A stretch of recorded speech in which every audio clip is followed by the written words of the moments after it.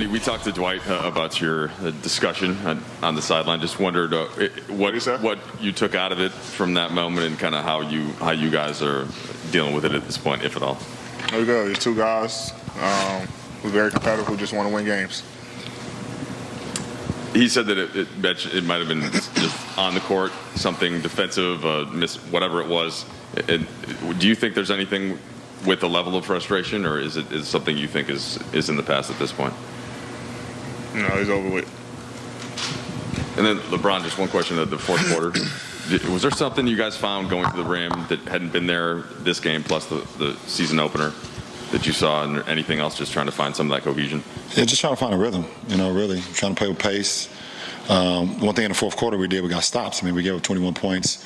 A lot of those points was either threes because we were trapping or just free throws late in the game. So we got stops, which allowed us to get on and run. Russ was able to get a lot of defensive rebounds, push early, which he's really good at. And, we just got the ball moving, had a lot of space out there, and just playing kind of like carefree basketball, not really thinking too much, just kind of reacting. AD, both you and Dwight said that you guys resolved it and, competitive guys, but seeing teammates, come together like that on the sideline, with a shove and all that, we're not used to seeing that very often. It's not something you see very often. Why should that not be looked at as a sign of, a fracture with the chemistry of this team? I mean, y'all can look at it how y'all want to look at it. I mean, that's on y'all, but in-house, what we do in that locker room and what we say, we keep it to ourselves. And like I say, after the situation, happened, me and DH, we talked about it, and we left it at that. Guys, I think the word maybe that got used most during training camp was patience, and that was going to, LeBron, you used it a lot with us. Is that an easier said than done thing, sitting here 0-2, not playing the way you have wanted, I think, for long enough stretches in these games? Well, obviously, the name of the game is to win ball games. But there's a process along with building something to become the team that you want to become. And I know it firsthand. I know, the shortcomings that happens throughout when you're trying to build something special. And, it doesn't happen overnight. As much as you want it, you're going to get frustrated at times because you know what you're capable of. You know what the team can become capable of. But it just takes time, and we'll know when that time is. But right now we got to just continue to push, continue to stay positive, continue to push, continue to work our habits, continue to play good basketball for one another, and get on the board, get on the winning board. Obviously, that's the most one of the things that we want to do. But we're going to have games that we win, we should have lost. We're going to have games that we lost that we should have won. But ultimately, I think if we continue to get better as the months go on, as the season go on, then we will be the team that we want to be. AD, what was the nature of the defensive miscue that you and Dwight were trying to figure out, you guys were discussing? Just a pick and roll scheme. That was it. I say me and him trying to figure, not just me and him, but all of us trying to figure out on the defensive end. And something happened. I was saying one thing, he was saying another on the scheme.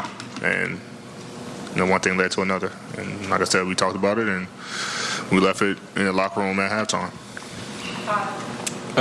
In addition to what happened with you and Dwight, there was text tonight. There was a fan that got up in Rondo, and the emotions of this night. Do you think there's any reflection on how your team composes itself, or how you can handle emotions in high, intense games like this? We got to do a better job of, not allowing calls that we feel like should have went our way stop us from what our goal is out on the floor. There were some very, very difficult calls that we felt like we should have went our way, but we allowed that to, combat 3, 4, 5 possessions in a row, and we started to lose control of the game because we were kind of too worried about what they were calling or whatnot. So I think that side of the emotion side kind of got to us tonight, and that's what happens when you're trying to get over the hump. You're trying to play perfect basketball or as close to perfect as possible. And, one call here or one mistake here seems like it's the end of the world when it shouldn't be. But, we'll get better with it. We have no choice but to get better with it. Rashawn Haylock, KTLA 5 Sports. LeBron, a lot of frustration, obviously, but what is something that you can take away from tonight that the team improved on, that you guys got better at tonight? I don't think it's a lot of frustration. I really don't. I think there's moments when you're frustrated because you want to be better. You want better communication.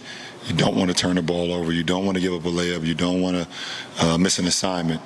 But I think it can get overly blown when you lose a game and you have some text here and you see altercation. You start saying, okay, well, these guys are ultimately, the whole thing is frustration. And we're competitors.